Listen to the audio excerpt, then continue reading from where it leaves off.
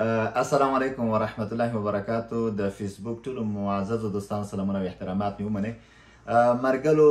نن د تجوید درسي لړۍ پیل کوو. د ډیرو معززو دوستانو مکررې غوښتنې وې چې باید د تجوید درسي لړۍ پیل شي. ما البته کلک مصروفیتونو له وجې ونه شوه کړای چې په خپل موقع مو شروع کړې وای. لږ په ځنډ سره شروع شوه، خو انشاءالله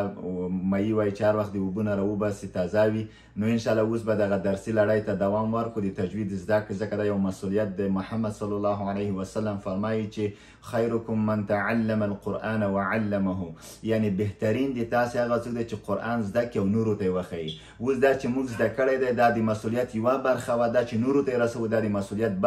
بله برخه دی. دا چې تاسې د قرآن په عرصه کې فعالیت کوئ، زده کړه کوئ، بس تاسو هم تر ټولو بهترین کیدای شئ دغه حدیث پر بنسټ. نو مرګلو تجوید اصلا که د تجوید کلمې ته راشو چې تجوید دی څه شی؟ تجوید د تفعیل په وزن دی، د تحسین په معنا راځي، یعنی ښایست، ښکلا. نو تجوید دا معنی چې دا قرآن قرائت ته یا د آیاتونو قرائت ته ښکلا ورکوي، هغه لوستنو ته ښکلا وربخي. دا د قرآن حق دی، ځکه موږ تاسې قرآن باید داسې تلاوت کو لکه څنګه چې حق جوړیږي او څنګه یې مستحق دی. نو دغه حق موږ د تجوید قواعدو د زده کړې پر اساس کوی شو. نو او بل دا چې تجوید اصطلاحاً په دې معنا چې د قرآن هر حرف باید د خپل مخرج نه سره د خپلو صفاتو او احکامو په نظر کې نیولو سره ادا شي. کله چې موږ د هر حرف خپل مخرج وپیژنو او د هغه صفاتونه یې وپیژنو او احکام په نظر کې ونیسو، نو دا په دې معنی چې موږ قرآن به هغسې تلاوت کړی وي لکه څنګه چې حق جوړیږي. نو مرګلو اصلا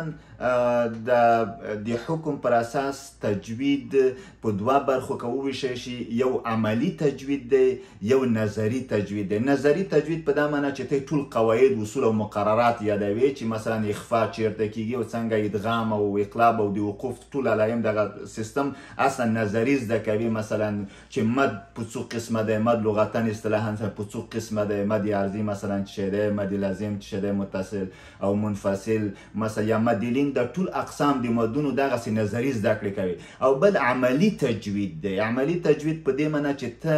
کله چې قرآن تلاوت کوي، یعنی عملا تجوید په هغې کې پلی کوي یا تطبیقوي، دا عملی دی. ولو که په قواعدو پوه نشي، مد کوي،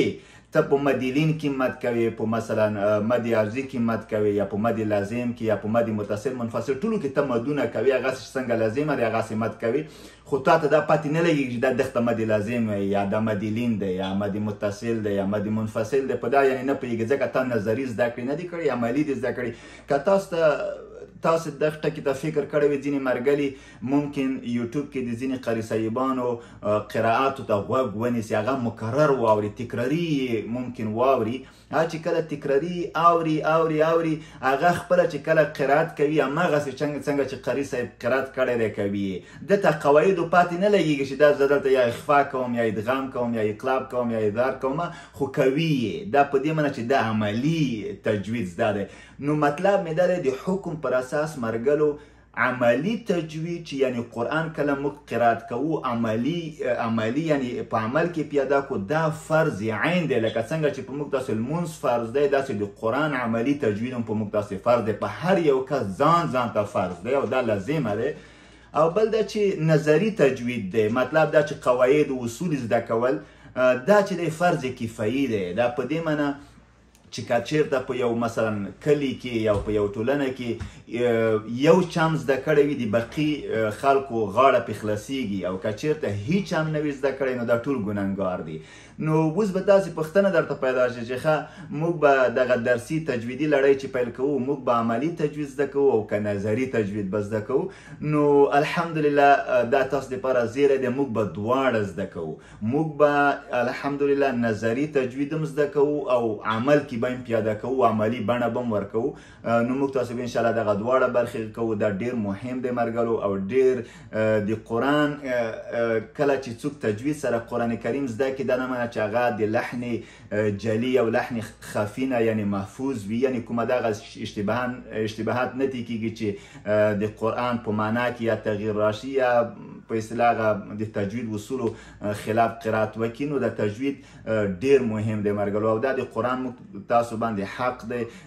چې قرآن کریم په تجوید سره زده کړو ځکه د الله حکم دی چې ورتل القرآن ترتیلا یعنی تاسو قرآن په ترتیل سره قرات کوي یعنی